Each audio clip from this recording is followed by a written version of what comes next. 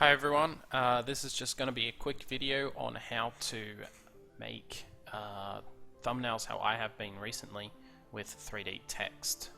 So first you want to create a new one, and I just use the settings for the YouTube thing, and I'm going to call it tutorial. That's alright, okay. So then you have this, and then you just want to get some kind of background, whichever background you end up using. I'm just going to use one of the generic background things that I have here. We'll use this, which I use for my main page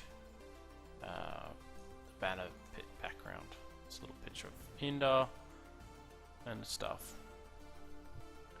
Now you can further edit this if you want. You could, I don't know, add perhaps just another quick thing like a blur or something, and just have like one of these blurs so it looks good. I don't know, like whatever you want. I like to do a blur like that sometimes where it just does the corners. Don't really have to change much. That's enough like that, that'll do. And then I can probably blur it more or less. So whatever you want, really, that'll do. And then it's just okay. So that's just a little thing that I've added to that. Now perhaps you want to use an overlay or something, some images over the top. I don't really have any images on standby, but you can do whatever you want to dolly it up. Now straight to the text, you just use text tool and you type in what you want. So I don't know,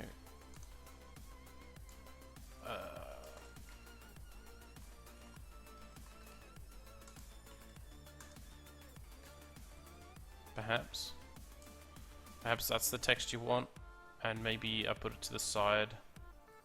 Whatever. This minor customization is actually, you should make sure that like this thing is good, so you got the right heights, and generally that text. So if you want this X to be smaller or bigger, you need to make sure that it is before you start doing 3D, because once you start making it 3D, it's harder to edit it, but it's okay. So now that's what I want.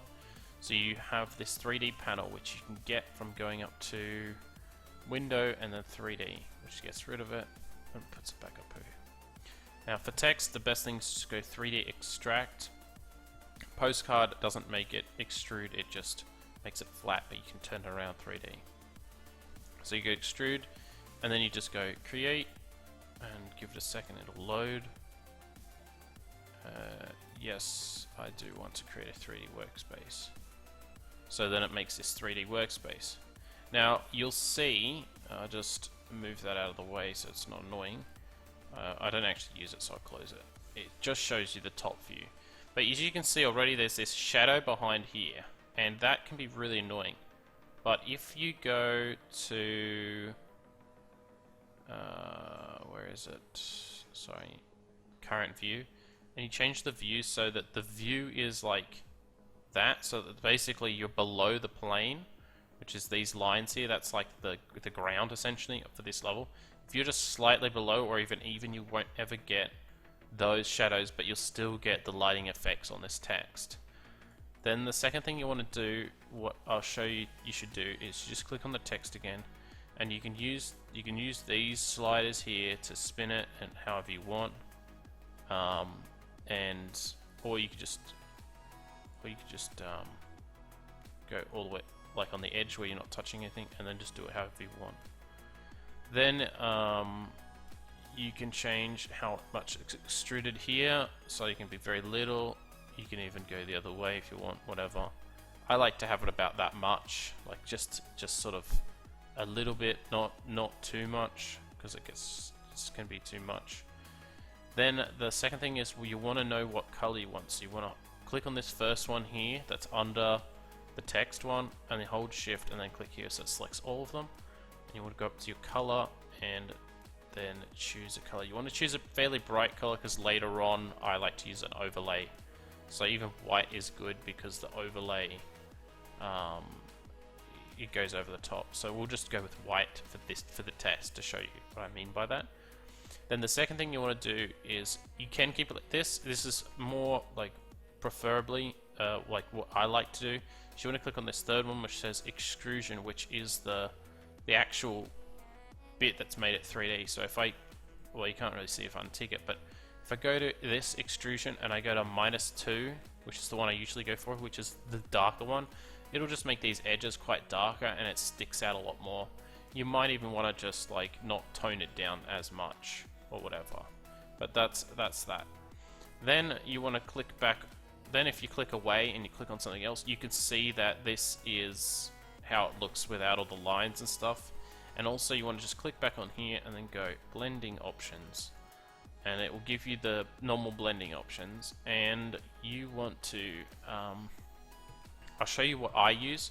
So I created a style which is this, which has a color overlay which you can change depending on what you want to do.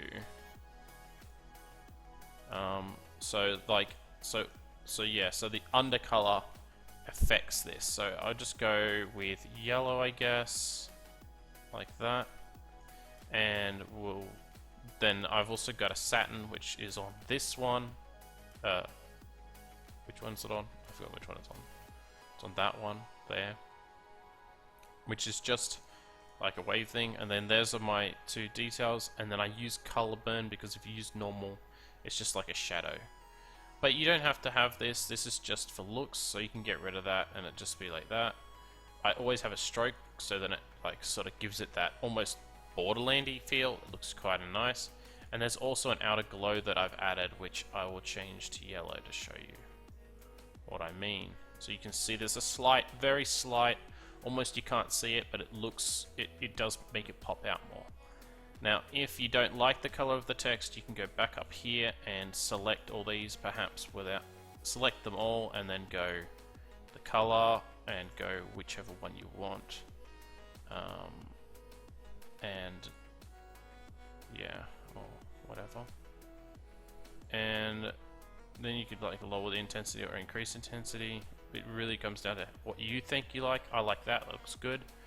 And then once again, you want to do the extrusion thing and make it darker, depending on like what you think looks right. I actually want darker than that.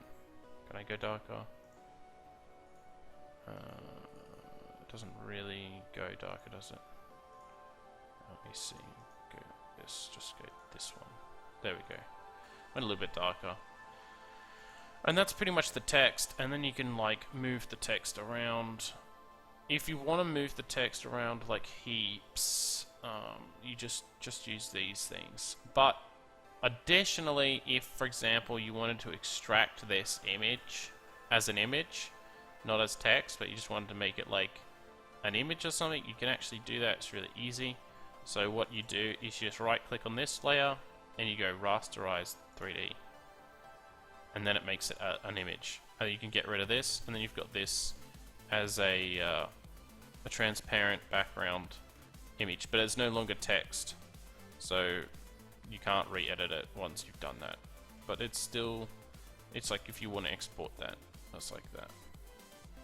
So that's all it is. The main thing with this particular way of making thumbnails is it really does stand out, but also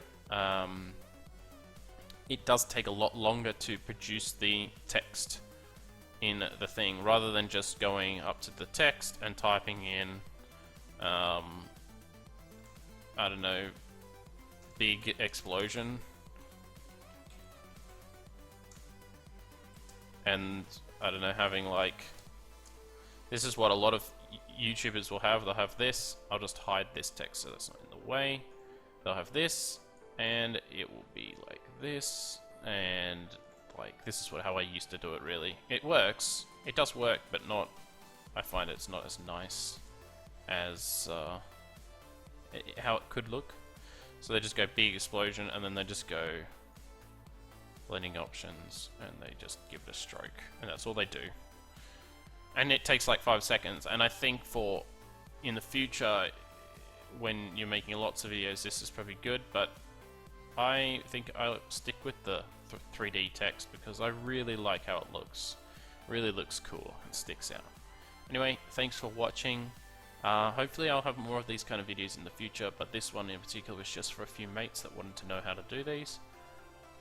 And if you want anything like this from like Photoshop or something, perhaps just ask in the comments and maybe I know how to do it and maybe I'll make a video on it. Thanks for watching. Bye.